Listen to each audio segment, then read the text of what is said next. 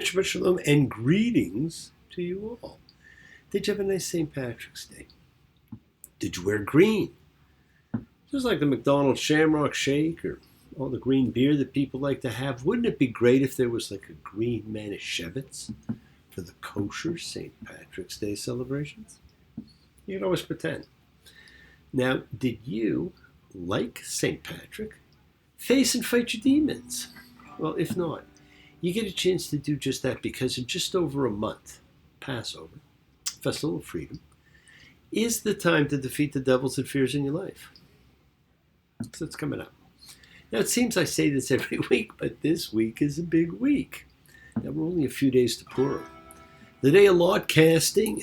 And here are a few facts for you to think about as you get ready to observe the holiday.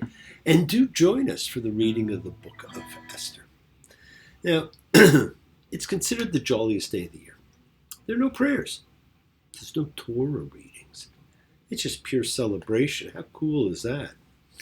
Mordechai and Esther are not the real names of the participants. Those have been adopted as Hebrew names, but are actually Babylonian. Mordechai is the king of the gods, Marduk. Marduk, life, Chai. And Esther is, of course, Ishtar, queen of the gods. Now, Esther's real name was Hadassah. We don't know Mordechai's real name. We also know that the king and many of his advisors are historical figures. And there's something a little more real when we find outside evidence to support what we read. There's 4 rituals, and I've mentioned them before. The reading of the story, the giving to the less fortunate, the sending gifts of food to those in need, and feasting and celebrating. Now, it is a bit of an odd celebration. Look at some of the things we do. The food of choice is this 3-cornered prune Danish. And people think it's the Jewish Halloween. I don't know. Give me chocolate and candy any day. We spin what we call grogers, the noisemakers, to drown out Haman's name. And of course, since ancient Hebrew had no vowels, we actually don't know how to pronounce that name. Is it Haman or is it Haman? Now, Haman, or Haman, of course, was the one who wanted to eradicate the Jewish population. It has been tried throughout history. We must be vigilant that it not be tried again. And it is. And if you change the N to S, in today's world, Haman becomes Hamas, who do want to eradicate Israel and the Jewish people. And of course, its most famous aspect is all about the masks we wear, the faces we show the world in this masquerade. Are we really happy with this lonely game we play? Looking for words to say.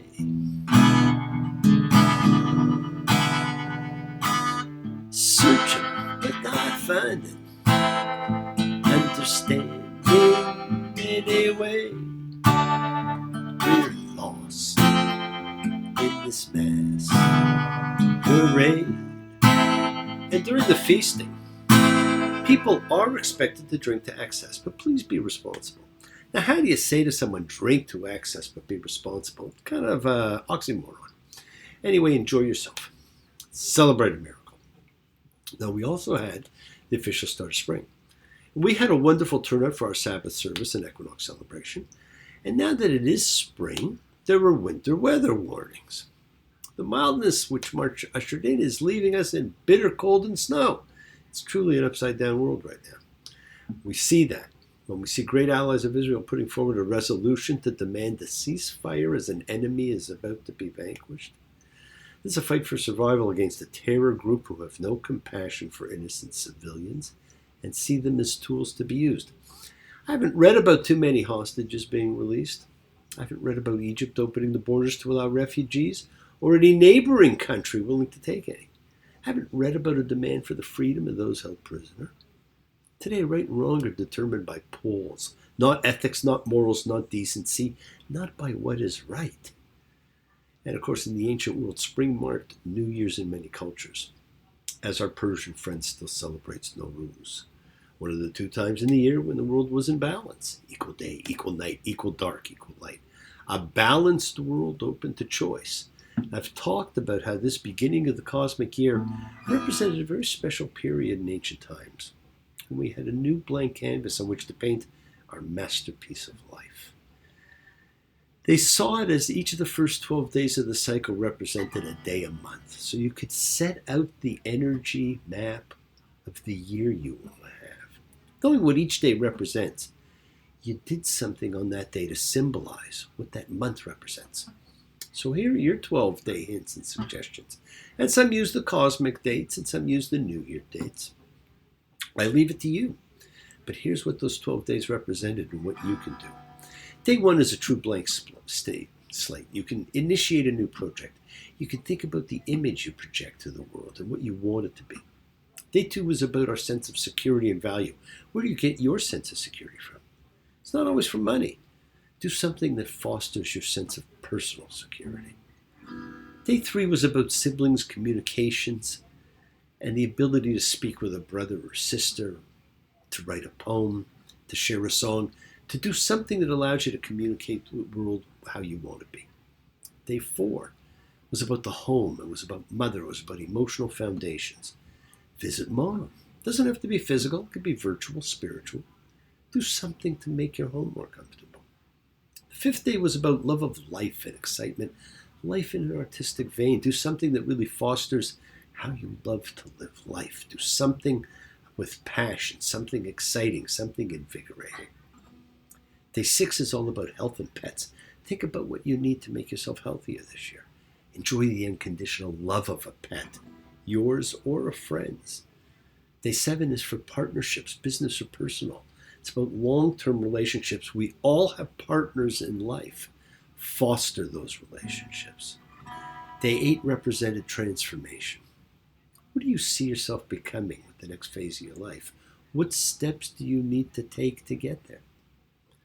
The 9th day represents higher learning, whether it's school or universal understanding of life, religion, spirituality. Explore something beyond your current comfort level. Just like the 4th day was mother, the 10th day is father. It's about authorities, career, achievement in society. Call dad. Day 11 represents our hopes, our dreams, our wishes, our friends, our networks. Think about what your real hopes and dreams are. Call a dear friend. Tell them that they are important in your life. Don't leave them guessing. The 12th day represented the subconscious and spirituality. It's your secrets and your karma. What are you bringing forward that you have to work on? You can change your life with those 12 days. They represent a key time to initiate change. To everything. There is a season. And a time to every purpose under heaven. A time to be born, and a time to die. A time to plant, a time to reap, a time to kill, a time to heal, a time to laugh, a time to weep. Now that's from one of the lesser read books of the Bible, and maybe the only known verse in that book, the book of Ecclesiastes. Thank you, birds, for letting us all know about that great writing. As we welcome these great events, I want to welcome all of you. As we gather as a like-minded group, we are a collective consciousness of seekers showing faith, any and all faith, love, any and all love, because we are a true chavura, a fellowship, as we express our nature of kindness, compassion, thoughts, feelings, hopes, dreams, and wishes. It unites us all in this community house of spirit, Beth Ruach, who share and bring light and keep fear at bay. Even though we're together, we're always individual in our approach, each connecting in his or her, their own way. So once again, please do go ahead. Invite everybody you know, physically, digitally, psychically, emotionally, spiritually, to gather and share from Psalm 133. The Hine Matov. Hine Matov.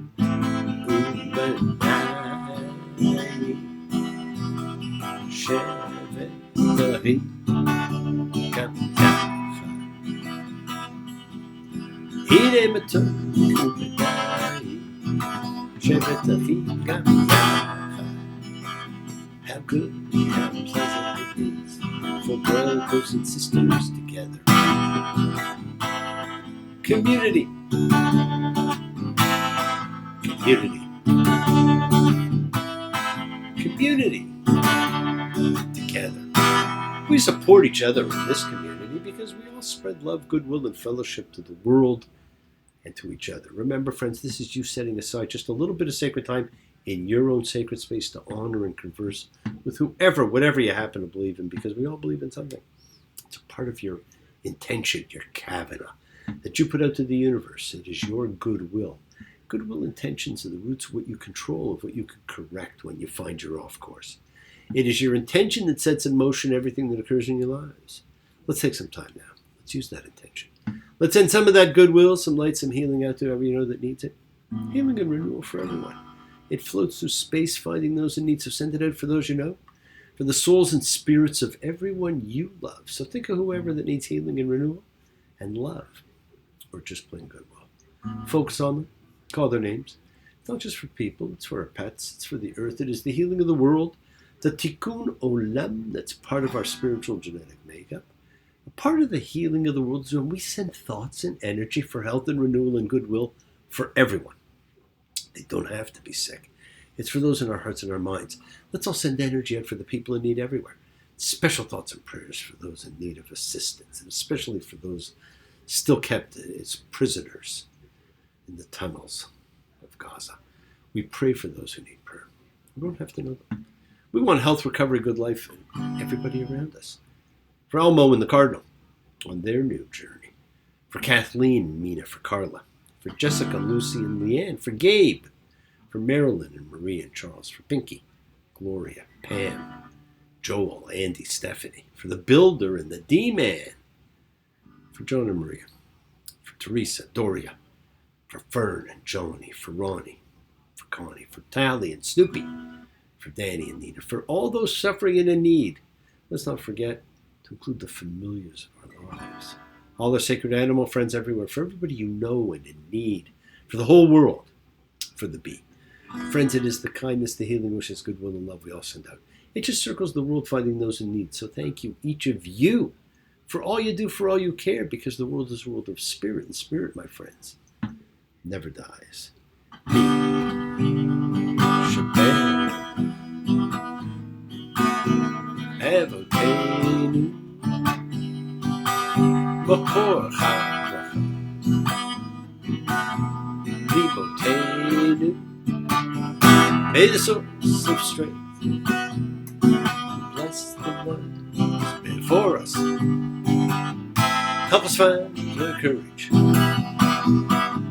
Make our lives a blessing. The renewal of body. The renewal of spirit. Let us say, Amen. Mishaberach, let us all have our spirits renewed. This is the great prayer for healing, which we call upon God to heal. He has healed before me, Shaberach. May he who bless. There you go. You know Hebrew now. Because all healing is a blessing. Let's all send and receive healing and renewal energy in our efforts to love, to share, to care, to grow.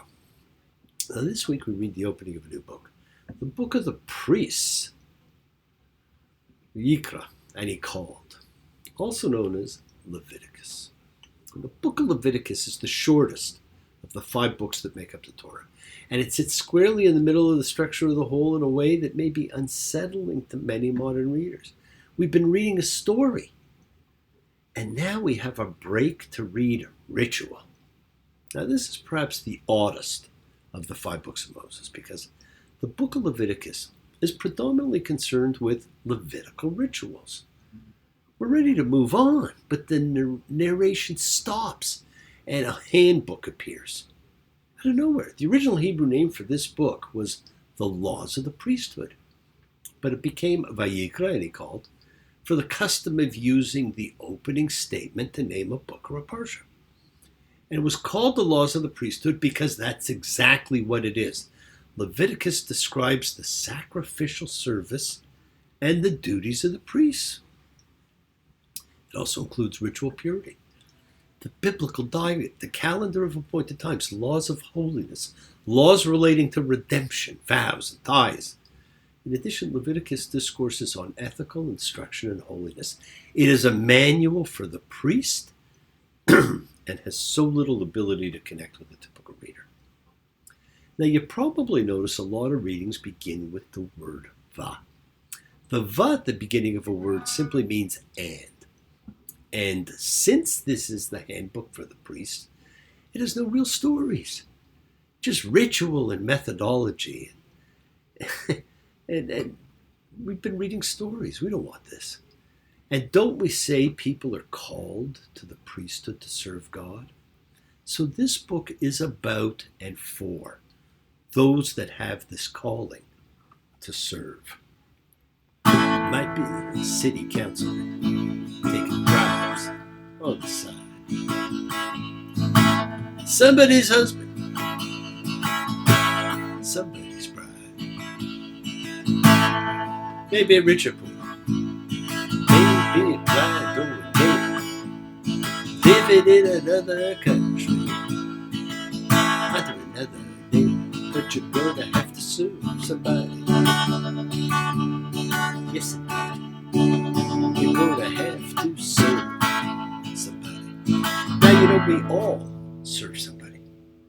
But the rest of us just have to wait until this is over. Now, thankfully, it is the shortest of the 5 books. Now, Leviticus describes the sacrificial service and the duties of the priest. What's fascinating is the system that provides grounds for guilt also provides a mechanism for forgiveness and expiation. Sacrifice is the only mechanism for forgiveness in the entire book of Leviticus. There is no suggestion in Leviticus that repentance alone can bring forgiveness for violation of the laws. That's a modern thing. There's no indication that one can appeal to God's mercy, His grace, or His kindness for atonement. Indeed, the words repentance, mercy, grace, kindness do not occur in Leviticus at all. It is a book of formula. It was never expected that the average citizen would even read this book. Not that anybody could read, but it does something no other book anywhere does. It takes ritual and law, and around chapter 19, it ejects and converts this outline of law to be based instead on ethics and morals. That is groundbreaking, my friends. You will find that nowhere else in the world. Now look how this book begins. We're going to read about the burnt offering, the grain offerings, offerings of well-being, sin offerings, offerings with restitution. There's 5 offerings for you in the first sentence. Is anybody going to distinguish or care about those differences? Is it sin or is it grain? You went to the priest, he interpreted your sin, and he instructed you on the sacrifice. Well, you've spent the better part of these last 2 years at the foot of the mountain learning, growing, through trying times, worrisome times. But you've built in a GPS system to get you where you need to go. That system is faith. It's not religion. It is not dogma. It's faith. Now, the spiritual warfare, flesh and blood, breaking down. Yeah, I got faith, or you got unbelief, and there ain't no neutral ground. The enemy is subtle, howbeit we are so deceived when the truth's in our hearts, and we still don't believe. In a short period of time, the world's golden calves have come tumbling down like dominoes. Sports teams and stars, film stars, theater, music, money. What's left? The plagues of Egypt changed the world. These last few years have changed ours. Our values are changing.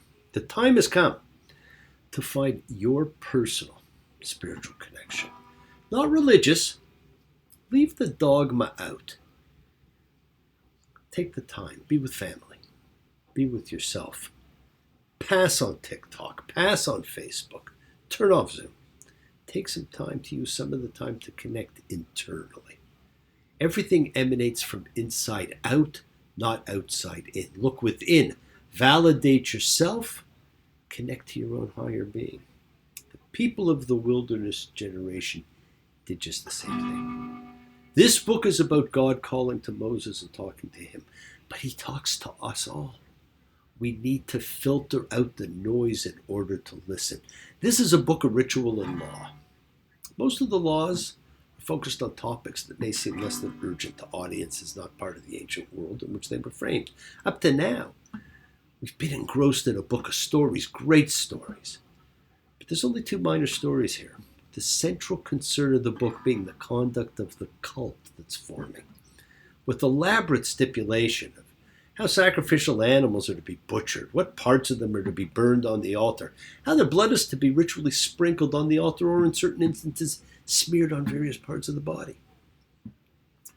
And there's a single verb you're going to notice that focuses the major theme of Leviticus: divide. In Hebrew it is hivdil. That verb, of course, stands at the beginning of the priestly story of creation from way back in Genesis. And God saw the light, that it was good. And God divided the light from the darkness. And God made the vault and divided the water beneath the vault from the water above the vault. And so it was. In this vision of cosmogony, the condition before the world was called into being was a chaotic interfusion of disparate elements, welter and waste is the terms used. What enables existence and provides a framework for the development of human nature, conceived in God's image in a human civilization, is a process of division and insulation. Light from darkness, day from night, upper waters from lower waters, dry land from the water. That same process is repeated in the ritual, sexual, and dietary laws of Leviticus. We are moving from the acts of God that Genesis and Exodus gave us to the words of God. And the words, my friend, are everything. Now you know you are real. Show your friends that you and me belong to the same world. Turned on to the same world. Have you heard? Have you heard? Now you know you are free. Living all your life at ease. Each day, as it's always, a look down life's hallways, doorways to lead you down. And you'll notice that the underlying theme here is the ultimate complete concept that brings us back to unification. In fact, the underlying concept in all of Judaism is unification. One law for all because we're all connected, and that is why we should treat everyone the same. There are three intertwined aspects that we carry throughout our lifetimes. The highest is, of course, the soul. We take it with us from lifetime to lifetime. Our soul has been our constant companion from the beginning of time. The lowest is the body. The vessel which carries the other two is completely disposable. Always was before we knew disposable was okay. It's cast aside on death. It's recycled. The other two parts are the ones that move on.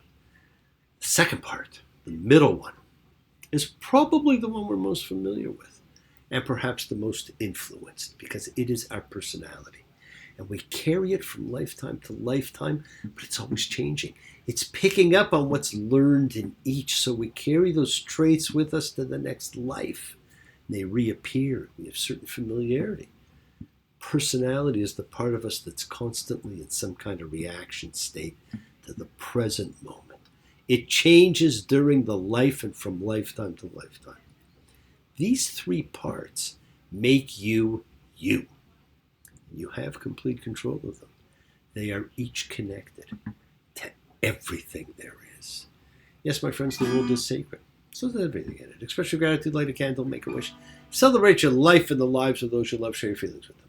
Live free, be free, honor your freedom, be well, be happy, be blessed. Share and honor the light and all who live in the light and continue to shine. Continue to send everybody you know goodwill and love. Pray for peace and freedom for everyone, and end to terror and hatred. Remember, we're a community, my friends. We learn together. We celebrate with each other. We love each other. We share this ride together, men and women equally. So let's all send out love, not fear. Send out peace, harmony, goodwill, and healing to all who need it. Please do learn to forgive. Learn to love. Open your hearts. Honor the relationships of your life and tell those you love that you love them. Don't make them guess. Examine your intentions. Use them to imprint your will on the universe, because we set in motion everything that happens in our lives. It is our intention. Our Kavanaugh is our cause, our effect. It's all linked. You have time to forgive and to be forgiven. You have the knowledge of what's good and bad. So acknowledge what you've done wrong to yourself, to God, and to any person you've wronged. Ask forgiveness. Do so with sincerity, accountability, vulnerability. Forgive those who've hurt you as you learn to be forgiving and compassionate, because the secret of forgiveness, compassion, and peace lies in acceptance. Can you accept yourself, other people, in the world just as they are? Can you accept life as it is without trying to control it? Because if you do, you can experience the peace that acceptance brings. So keep on dreaming, my friends. Keep on being, keep sharing, keep shining, keep teaching. Keep spreading joy and goodwill. Do not follow fear, follow love, because it's always in front of you, at work to be present in the body. Expand your heart, quiet your mind, because the deepest source of real power lies in consciousness and your ability to be mindful, to be aware, to be present in all life circumstances. Because you love with the heart, because we're all part of the greater whole. Embrace love, not fear, forgiveness, not anger. Be there for someone, because someone will always be there for you, whether you know it or not. And continue to explore faith and belief in what they mean to you. And never accept shame as a natural state, because whatever you feel, others have felt. Whatever you've experienced, others have too. We share together. We learn together, and we help each other, because we are, each of us, trying to find love and acceptance and support. We all have or could have that special someone in our lives, so find them. Tell them what they mean. You're never alone on your journey. Keep forgiving those you need to forgive, and keep asking forgiveness from those you need to ask forgiveness of. Listen to the voice of God as he, she, it, them, they, whatever, talks to you, reminds you you're never alone. And get ready to decide which mask you want to wear. Who you are, who you want to be. Masquerade. Paper faces on parade. Masquerade. Hide your face so the world will never find you. Masquerade. Every face, different shade. Masquerade, look around, there's another mask behind. Thank you for joining me, my friends. Join us for the reading of the Book of Esther. And I'll see you all next week. Shabbat Shalom and blessings to you all. Take care.